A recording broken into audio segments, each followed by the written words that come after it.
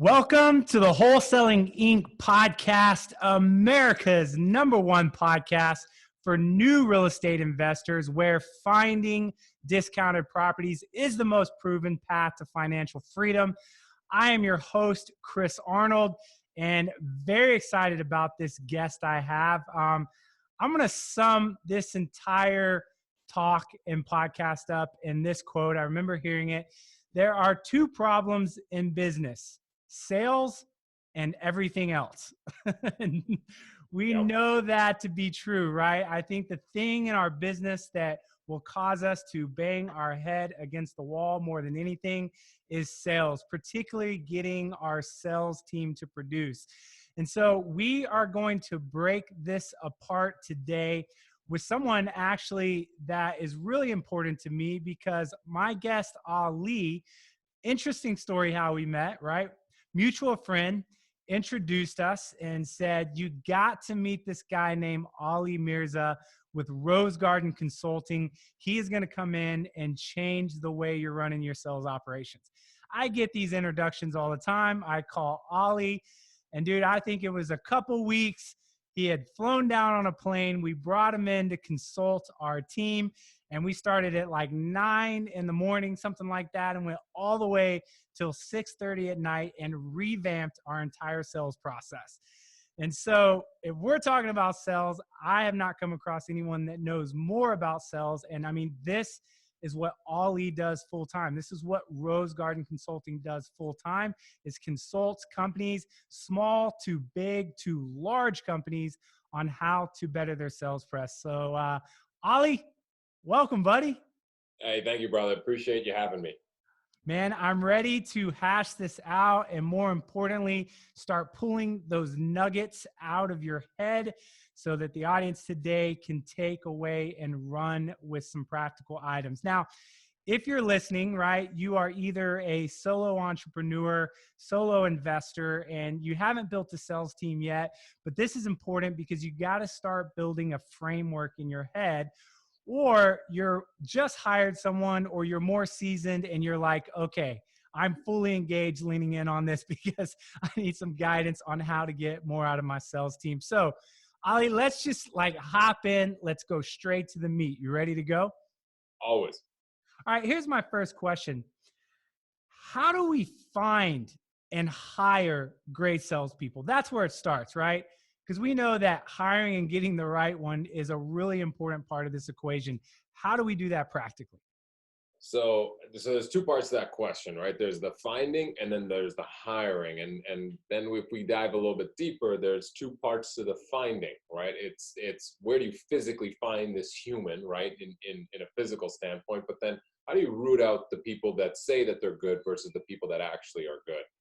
The one thing, and I mean, that's a whole rabbit hole that we can go down. But the one thing I will say, in my opinion, I do not like that quote unquote experienced salesperson that's going to come in with that Rolodex and that's going to day one walk in and bring you all your riches. That person does not exist. What you're looking for is a unicorn, and we all know unicorns don't exist. And so when you start looking for that, you miss the little things that are in front of you. And so in my opinion, when someone tells me they've got 10 years of experience, I look at that more often than not as 10 years of bad behavior and bad habits, rather than actually 10 years of experience. To which I always get the response, well, how can someone do something and be poor at it for 10 years? I'm like, dude, like, yes, you can. You very much can. There's a lot of people that are very, very bad at their jobs that have been doing it for a long time. Time doing something doesn't equate to being proficient in it. So that's the one, misnomer that I'd love to clear up in the grand scheme of things. What ultimately what I'm looking for, and depending on the market, depending on literally the physical location, depending on the type of organization around, whether it's all remote or whether it's all people coming into an office, where you're going to look for this person physically does depend. So I'm not going to go down that road.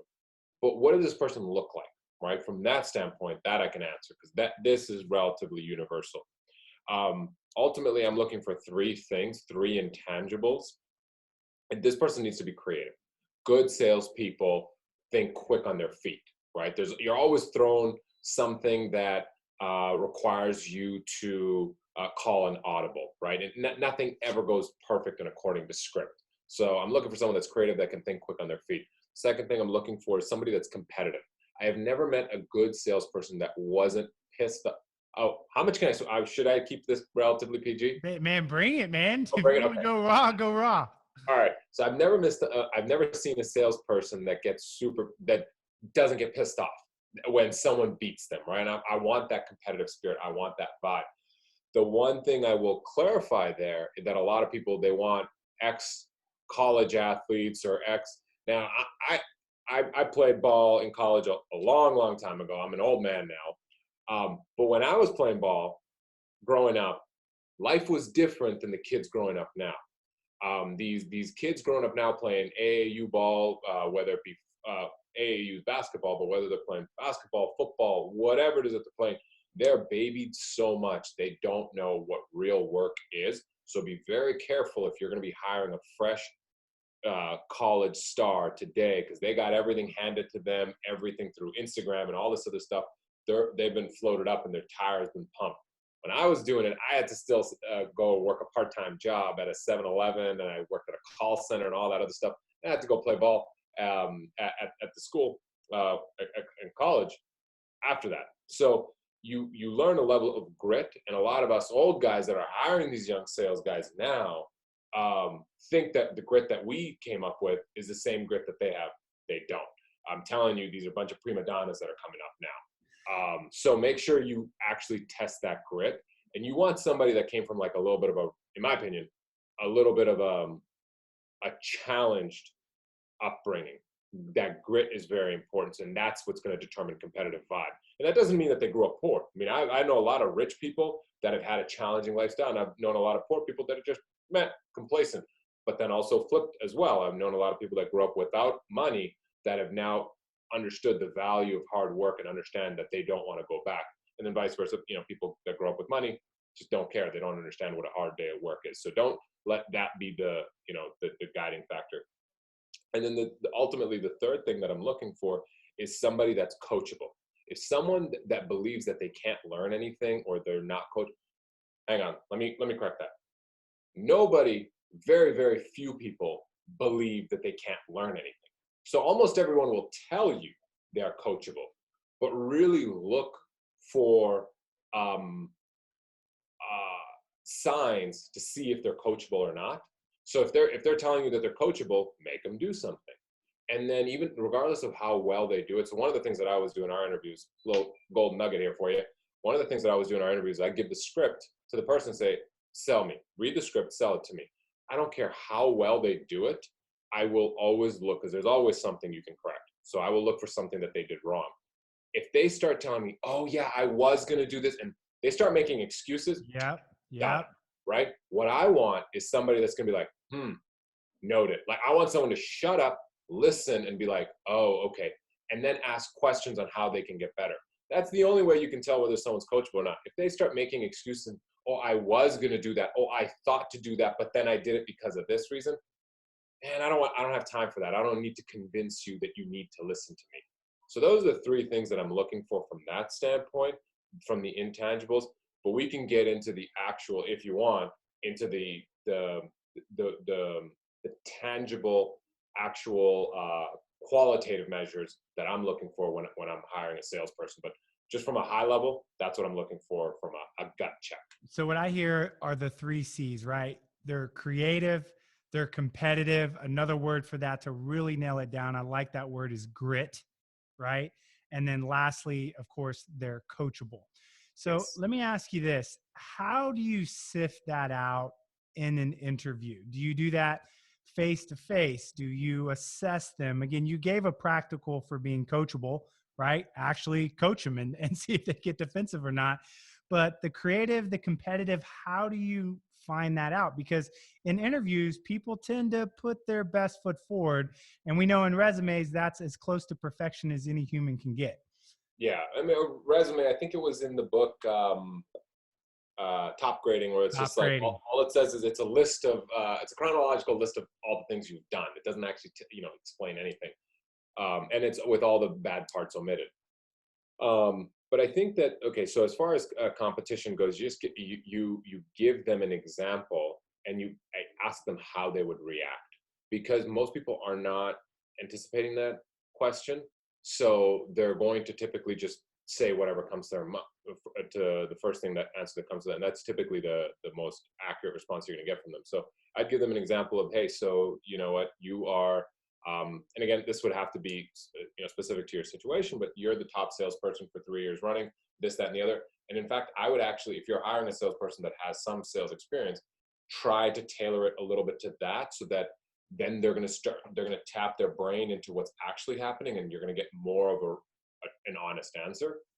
So again, you're the top salesperson for 3 years running, this, that, and the third. Someone else comes up to you, they get a better list than you do, of people to call or whatever. They get some better leads, or their family knows somebody. You lace that.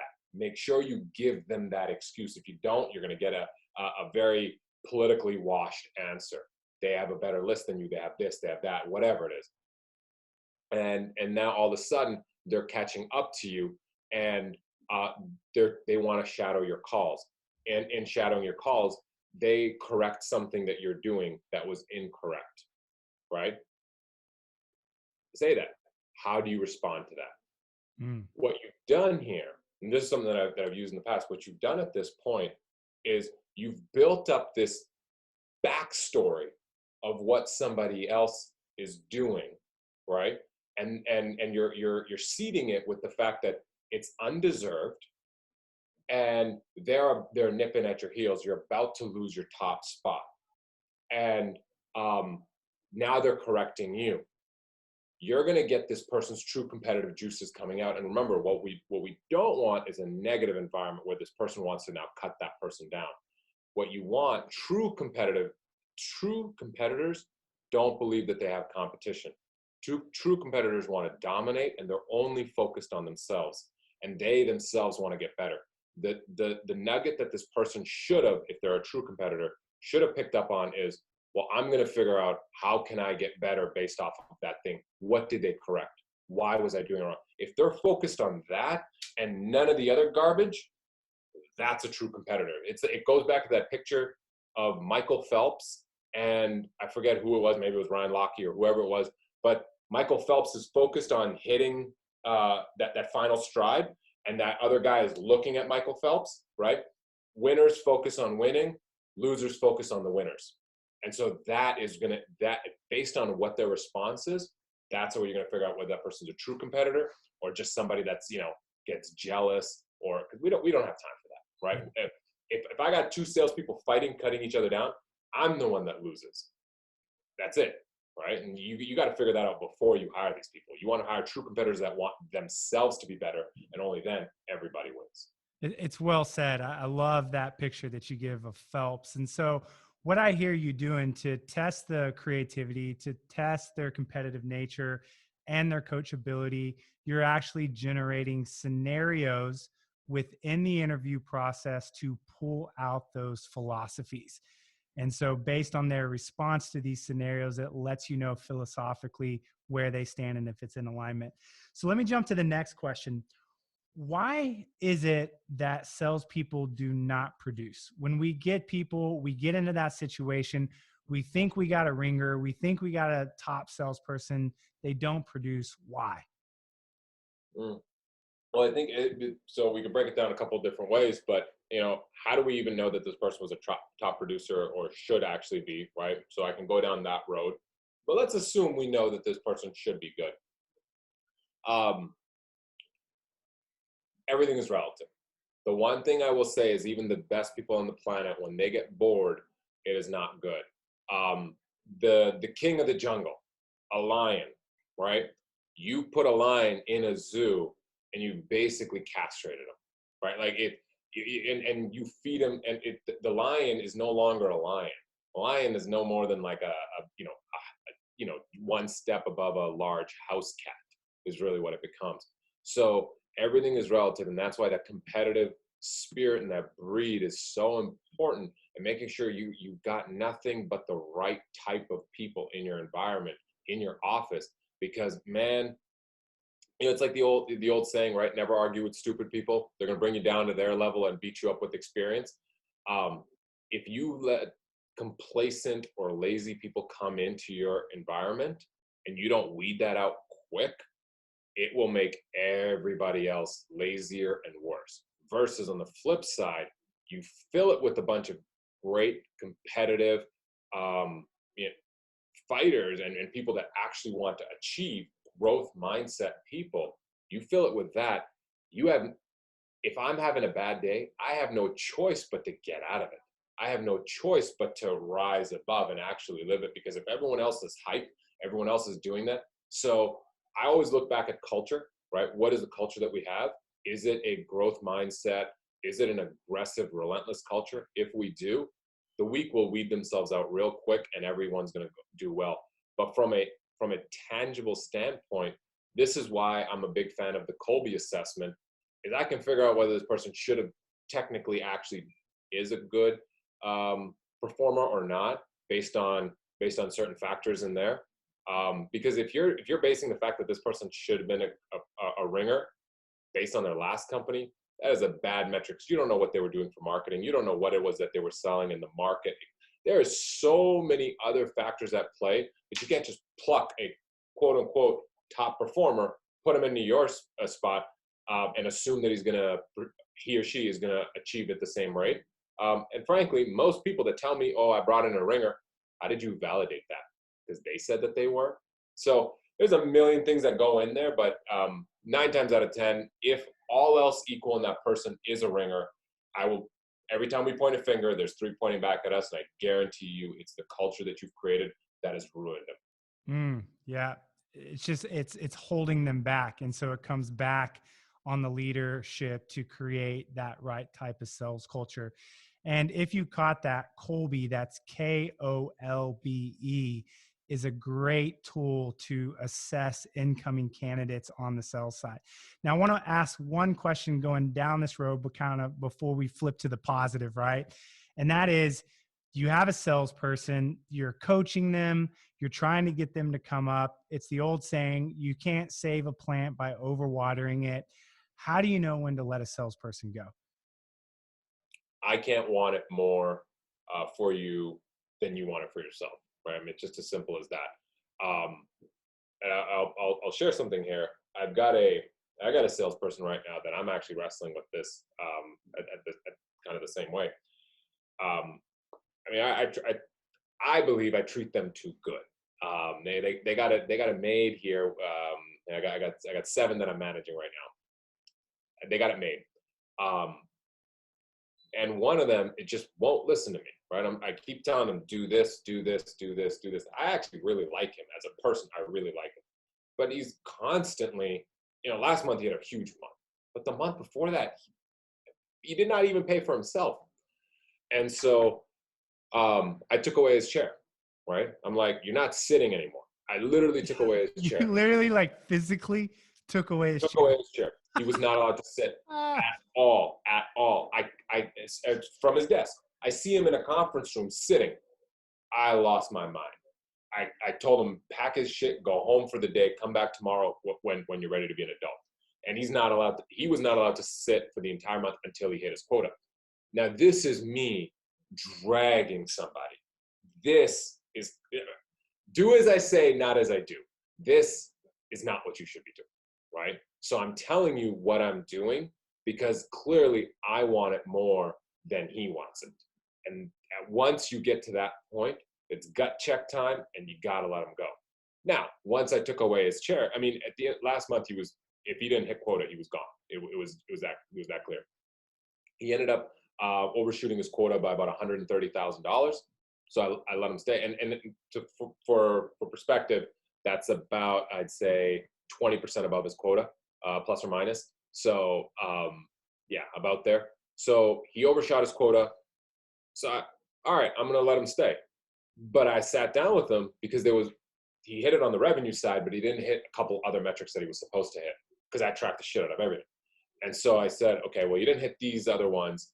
Now you've got, he's a closer for me. So I'm like, okay, you've got 2 choices. And I'd already had this conversation with him and set the expectation. But I said, you got 2 choices.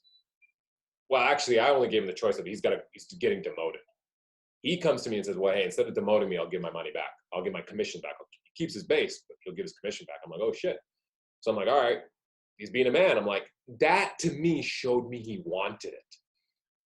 A couple other things that ended up happening. So he's still around here and whatnot, but you have to show me that you wanted it. And he was willing to put $8,000, give it back to me.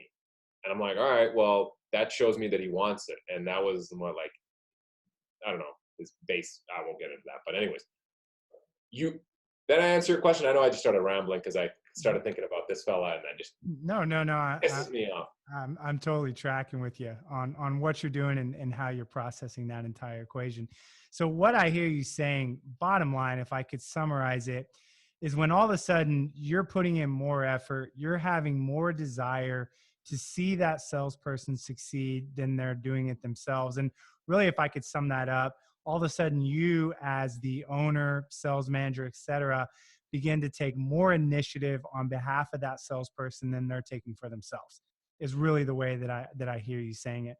So I want to flip this, right? We've talked about the reverse side of this.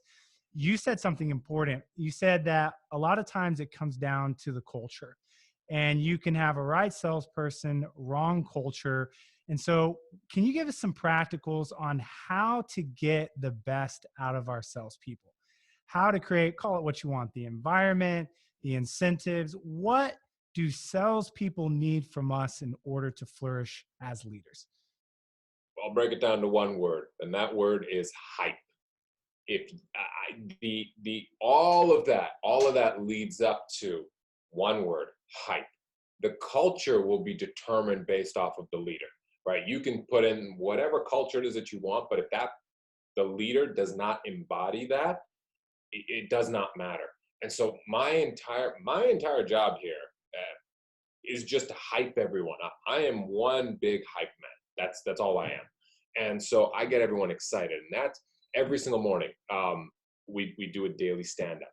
You know, I come in there and I yell at them and I do all of that stuff. I walk around here with a baseball bat, and it's all about making sure they're focused about the task at hand and constantly pushing.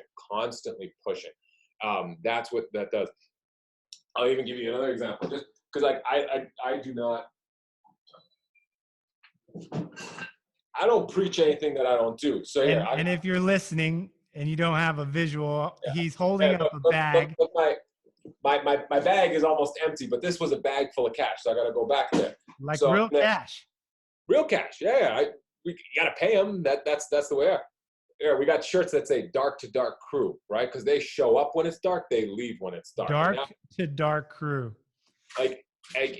This whole thing is geared around getting them hyped, getting them excited, getting them to a point where they are constantly doing that. I'm walking around with stacks of cash, and here, I got another one. Now remember, this is not a lot of money. These are just ones, right? But stacks of cash, walking around throwing at them, because it's all about getting them excited, getting them, and like $50, it's not a lot of money. But when I tell you I'm going to give you $50, you're like, I'll do it or not.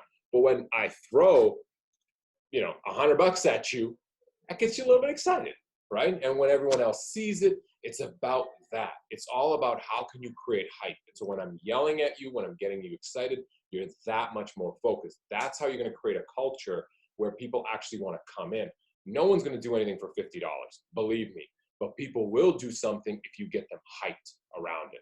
And so all you need to be doing and all you need to be focused on is, how do I get my team hyped up? How do I get them excited? How do I have them focused on what they do? We track every single number, and I'm a very libertarian person, right? I'm not going to tell you anything you don't want to do, right? But I understand there's consequences. So for us, you have a certain call count every single day. You don't hit your call count, that's fine. But you have a forced remote day next day. Meaning, don't show your fucking face in the office tomorrow, right? I'm not going to yell at you. I'll yell at you about other things, but I'm not going to yell at you about that. But I don't want to see your face. So the number you commit to, you hit it, period, right? We just set up rules. The rules are what the rules are, and now we can all have fun. That creates a level of accountability, but creates a level of a culture where it's like, do your job, period. I'm not here to babysit you. Yeah. And so I hear two things there, as you're processing through this. As the leader, you see it as your responsibility to infuse the energy and to unify this team, right? And you will utilize kind of whatever tactics, whether it's throwing bands of money at them, walking around with a baseball bat, but you understand it's my responsibility to bring the energy every day. But the flip side of what I've seen you do on that as well is you have no problem also bringing in the accountability that they need as well. And if that means I'm going to take your chair, if that means you're not coming in the office tomorrow because I don't want to see your face. But here's what I understand about salespeople, and we'll start to wind this up. That is really, if you're dealing with a driving personality, highly competitive, highly creative, you might be listening or thinking of your administrative staff. That doesn't work. But with this particular brain wiring of a salesperson, you would agree that these tactics are what they need.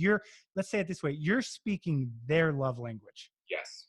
Absolutely. And this is why I 100% agree with everything you said. This is why, I'm a big fan of, and I don't get paid by them. I have nothing, not even certified.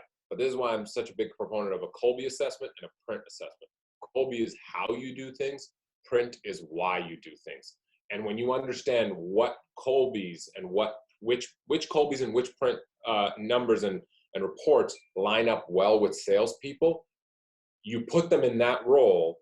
And then now you motivate them this way. And this is how you have a high charging organization, a sales organization, because, to put an accounting type of personality in there and then do this type of reinforcement, it is not going to work. It's a countdown to when they quit. But on the flip side, there's really nothing you could do for that accounting personality to get them going. So just make sure you have the right person as well as the correct reinforcement. And that's a recipe for success. But if either one of them are off, the whole thing falls off. So you can have the right personality, the wrong reinforcement, or the right reinforcement and the wrong personality, and it will not work. Both have to be correct. Yeah. And just to clarify that, you said Kolbe and then you said print?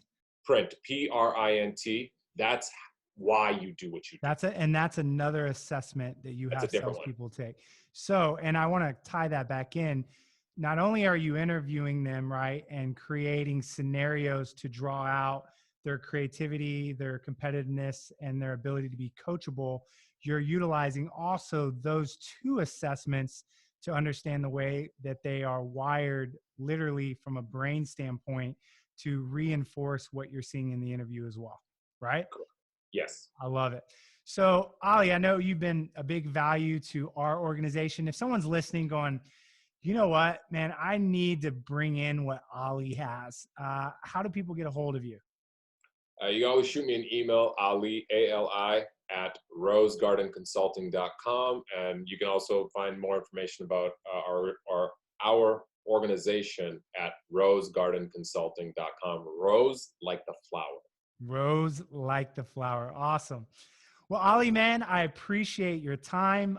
And Ali, you know this because you came in and coached us. Lead generation is important, right? You've got to feed your salespeople. And as you broke apart our business, you saw how valuable radio was to the salespeople in our organization as well.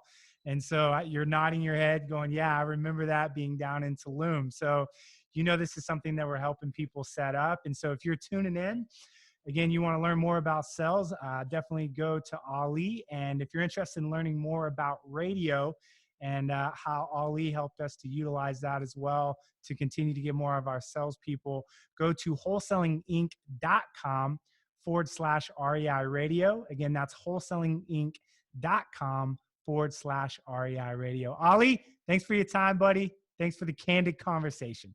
No problem, brother. Take care. Talk to you later.